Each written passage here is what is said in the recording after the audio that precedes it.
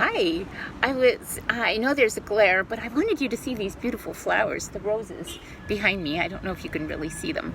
But anyway, today I wanted to talk about what are we doing here? What are we doing on this little blue, and some people call it a green ball, in the Milky Way galaxy and in the universe of so many. I know I say this a lot because I think it's really funny, but in the universe of all universes, and in the multiverse and the megaverse and in the omniverse. And so when you think about just how little teeny tiny we are, like a grain of sand on the beach of the planet. I mean, it's just so awesome, isn't it? I mean, I remember when I was a little girl, actually, and we used to fly a lot with my parents, and I always used to want a window seat because I would look down and I would see the people, during takeoff and landing, and I would see them, and they'd be like little ants, and even the houses were ants, and the cars were even smaller than the houses.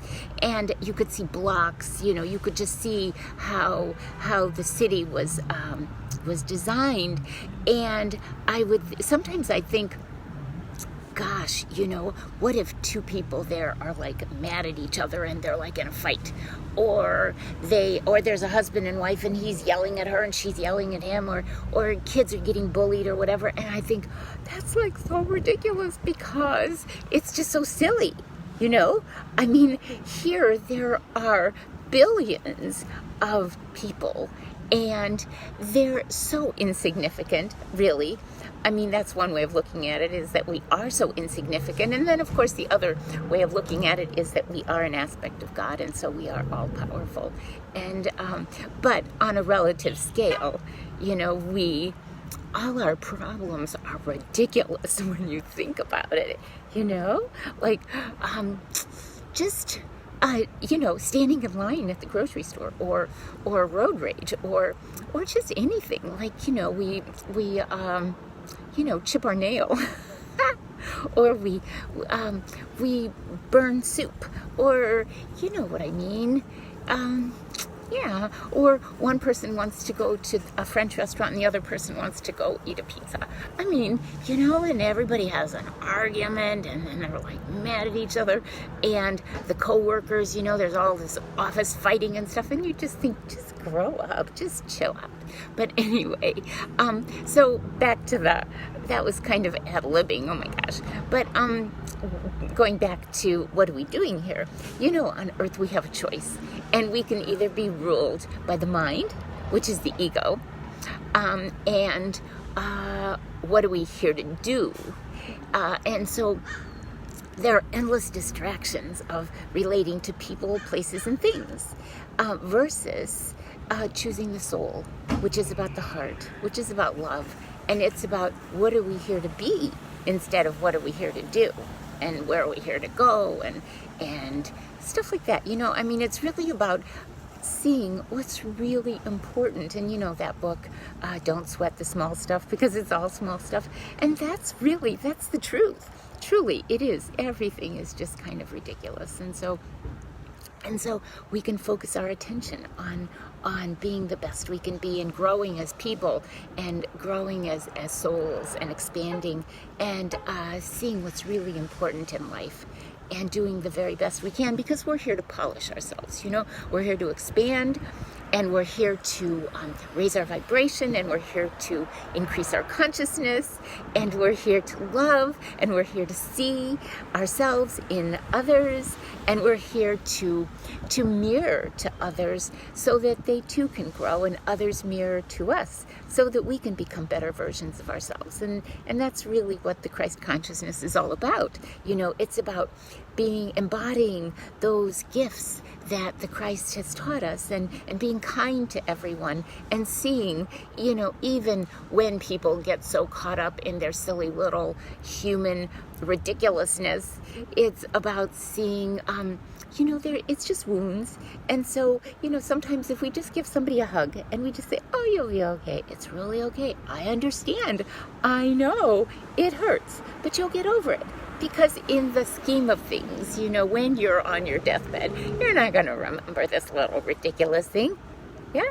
I mean, that's that's just where I've come to understand. It's taken me a long time, believe me, but I never really did get too caught up in details because I was able to see a bigger picture.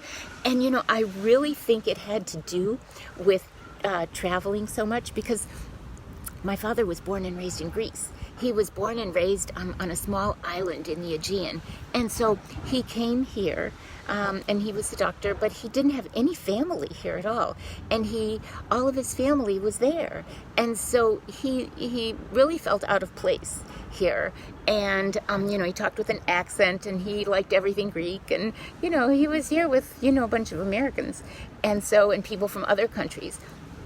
So he longed to go back to the old country. And so, every other year we would go back to Greece so that he would see his mother and his father and his brothers and his family and, all of that. And he could get back to his roots. And I could understand that. And so anyway, we were fortunate that he was able to do that. And so anyway, I've totally lost my place now. When we shut down the things that don't matter, right? And because so little matters, and we shut down distractions and it's almost like when the phone rings. We can drop everything we're doing and answer the phone because, oh my goodness, somebody wants us. Well, so what? I rarely even answer my phone anymore. I wait for somebody to leave me a voice message because if they really want to talk to me, then they'll leave me a voice message. And then I'm not going to interrupt what I'm doing. Like if somebody calls now while I'm doing this, or when I'm reading, or when I'm writing my manuscript, or whatever it is I'm doing, I'm not going to interrupt what I'm doing just to answer the phone because they had the time. It was available for them, and it was a good time for them to call me because I want to show up as my best self. And if I am in the middle of something, if I'm driving, or if I am immersed in another activity, then I can't give them my full attention. And so they're just getting a part of me. They're not getting my full attention. And I'm not able to give them my best. And so therefore I wait until I'm in a better position so that I can help them. In fact, if they need my help, then I can really concentrate and focus and see, how we can resolve whatever it is, whatever the issue is, And so we are here for such a short time. And so when we take our responsibilities seriously and we show up, we're full on, and we do everything with intention, yeah? And with integrity and with kindness. And otherwise, we're kind of on autopilot. The phone rings, and so we jump, or the text rings, and even if we're in the middle of a conversation, we're texting back, and I mean that is just so ridiculous, I think.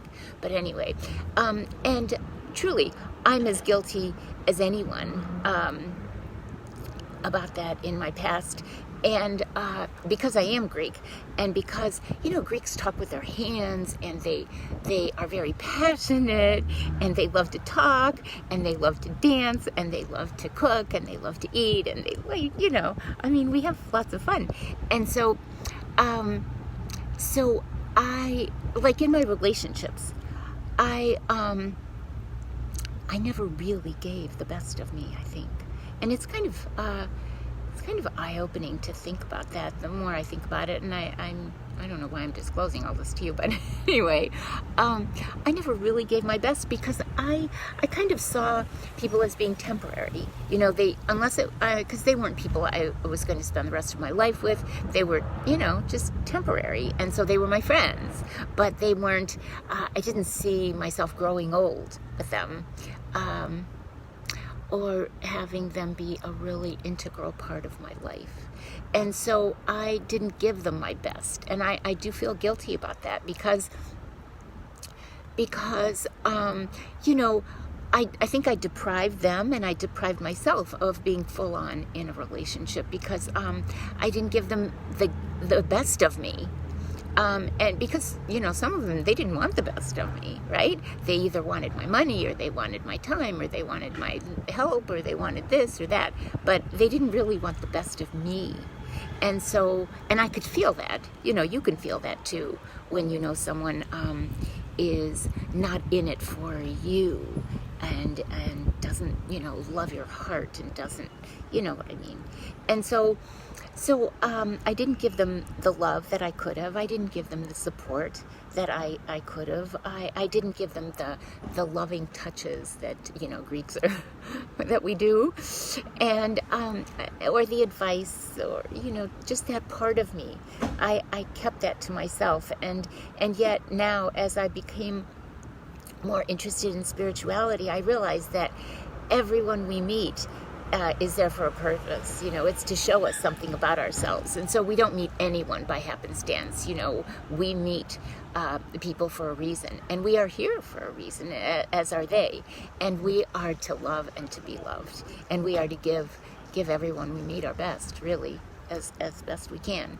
And so we're here to let our soul drive our life, because the soul is what connects the human to God. And so when we're authentic and when we're real and when we follow our heart, then we can live a life of ease and grace, and things just flow. And we use our body and our mind to fulfill the purpose of our soul, because our body and our mind are they're tools that God has given us, that the universe has given us, that the energy of all creation, however you want to refer to this unbelievable energy, the divine intelligence, the aspect of all creation. Oh, there's a crow. And so, that's what it is. And so we want to give our best, because we want the karmic gifts which are bestowed on us by the heavenly realm, by the angels, and as we do that, then our vibration rises, I don't know, and so we get what we give. And so when we come from our heart, we give love. And we give, and we're more concerned about giving rather than receiving, right? We give, and we give with an open heart, not to get, but we just give, because we give unconditionally, we love unconditionally. We don't love anyone hoping that they'll love us, because that would really contaminate the purpose. That would contaminate the gift of love, really, if we're worried about what we're giving. It's kind of like, we can give something, but then it's like, okay, I'm going to take it back unless you give to me. I mean, that's like crazy, so we don't want to do that. We just give, because giving is a beautiful thing. And so as we give, we have opportunities to be grateful in life for all the wonder that and all the wonderful blessings that are bestowed upon us, and then we can let our light shine. Yeah. And so we're here to be the very best version of ourselves, right? And we're in our body for our soul to evolve. I mean, that's why we're here. I mean, when you think about it, why are we here? Why are there, nearly 8 billion human beings running around this planet? We are here for a purpose. Each and every one of us is vitally important. We are a piece in the puzzle of existence, and don't let anyone ever minimize your purpose here, because you are vitally important. And whether you know it or not, everything you do and everything you think puts out energy into the universe. Ooh, somebody's got one of those big trucks. And so another aspect is that we want to be and give to another what we want them to give to us, because then there's a perfect balance. So if you want someone to be patient with you, and to listen to you, and to be compassionate with you, then that's how you can behave to them. And then they learn by example, and they say, wow, Maria was really patient, and she listened to me, and she helped me work through this, and I want to do that for her. And they will do that for you. And so sometimes we have to teach people how to treat us, because when we show others a good way of, when we model behavior, positive behavior, then they can model it back. And so that's a beautiful thing, right? So there's a perfect balance of giving and receiving, and of being very transparent, with our thoughts, our beliefs, our desires, Yeah. And so because there's no cheating the universe. No, you can't cheat God. This isn't you're not playing poker with a stacked deck or in the gambling casinos. No, you're not doing that. This is God sees everything. The universe sees everything. The angels see everything, and you can't get away with anything. And that's a beautiful thing, because when you're in the light, you're so proud of how you are growing each and every day. And of course, we all slip up. I mean, things we did yesterday, we go, oh my gosh, I can't believe I did that.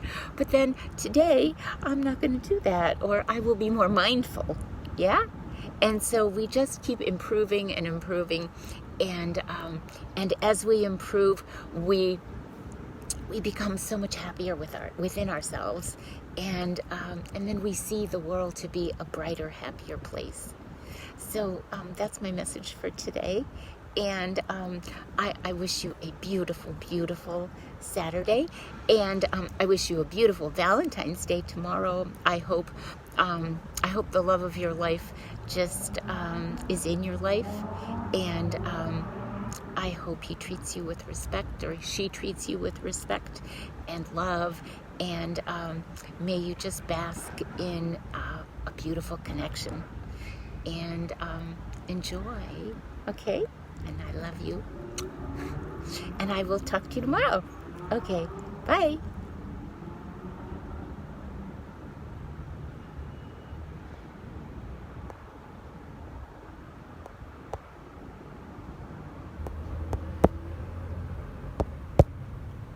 I don't know what happened.